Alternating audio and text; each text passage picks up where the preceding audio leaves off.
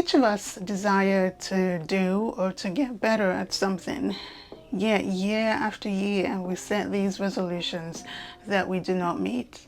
What is stopping us exactly? See, we live in a world of instant everything. Instant fame, get rich quick. My point is this.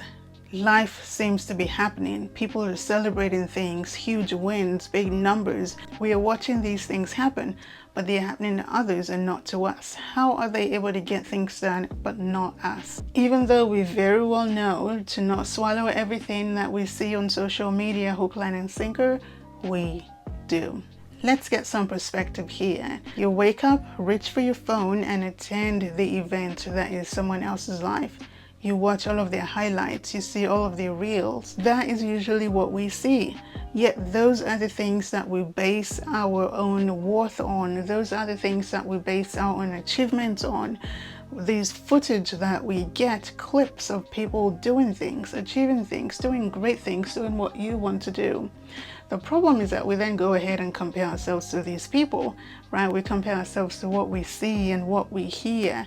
And the result? We are too scared to start anything out on our own. We don't think we ever could. We don't think that we could even muster the courage to do such a thing. We get frustrated even thinking that it is too late for me. I have missed the boat. Maybe something else. Maybe I'll do something else. If there's anything you take from this video, it is this. You are not too old to start anything new. It is not too late for you to start anything new. However, you must go in prepared. You must go in armed. You can't just go start a new venture willy-nilly. Today I'm going to share with you things to expect when starting something new. Number one, when starting out, expect life to happen. Set realistic expectations. Write them down, make them clear, all of that, you know that. However, give room for life to happen, because life will happen. Life will come at you. Give room for life to happen. Get all of your goals, make them small, make them manageable. But in doing that, remember that you are probably going to fail the first time around, and that is okay. Number one is to set your expectations as realistically as possible. Our feet are going to be in the grounds as much as our heads are in the clouds, right? We are going to expect for life to happen, and we are going to take things slow and reiterate and iterate and iterate as we go. We're going to revise and revise and revise as we go. Number two, see your venture as a long-term project. Don't kid yourself thinking that you are going to make it work this first time. You will strike gold. That is almost likely not going to happen. Every business idea that you have, it won't take off right away. Chances are that will not happen to you, and that is perfectly okay too. Meaningful work will take time. It is what it is. But if you have devoted your life to this one thing, go for it. Look, you have already given yourself the opportunity to venture out and do something that's been on your mind for a while. You might as well give yourself that extra grace and the extra time to see it happen.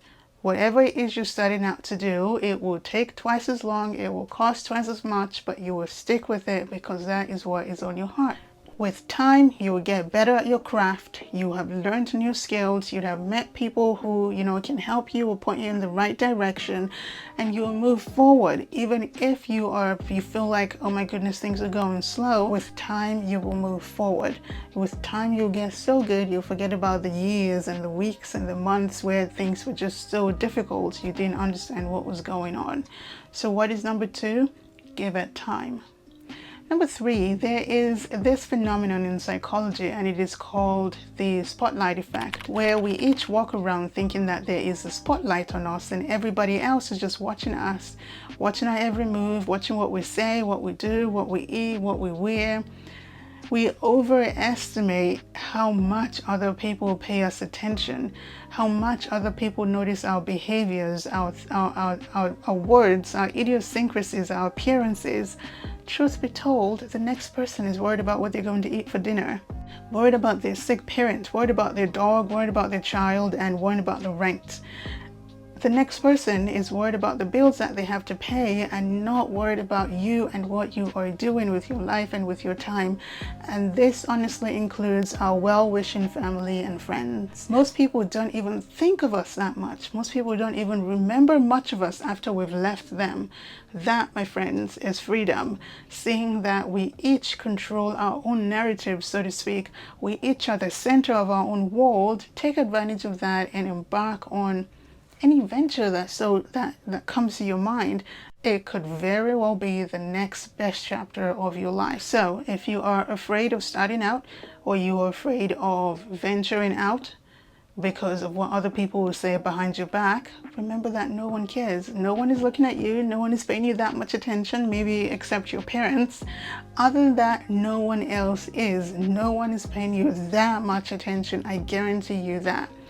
This brings me to our next point. You have to have fun along the way. Whatever it is you were doing, find a way to enjoy it. I'm not saying you are going to enjoy it in the start or enjoy it every day of the week. That is not going to happen. And whatever it is you're doing will frustrate you to no end. I tell you that already. So find a way to have fun along the way. Find a way to take short breaks, to celebrate small wins.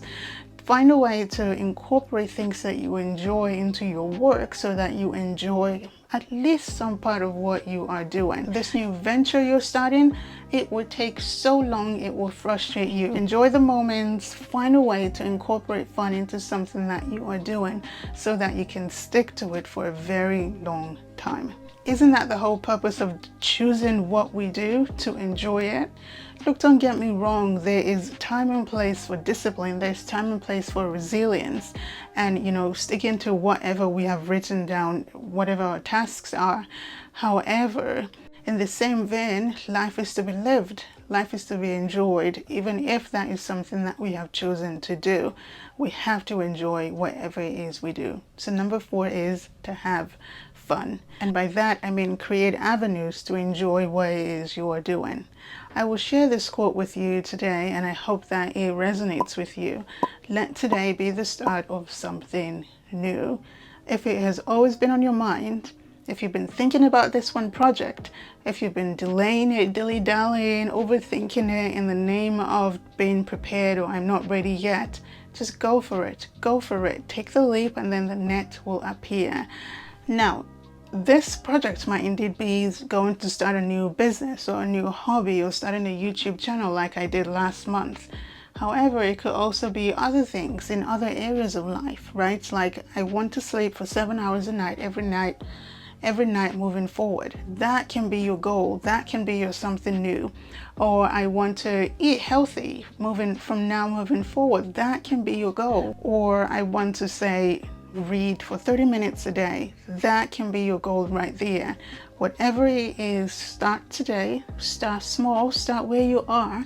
Start with what you have. Don't wait until you have it all figured out. If it has always been on your mind, you owe it to yourself to make it happen. Thank you so much for watching. If you are keen on more conversations about life and the human condition, consider subscribing.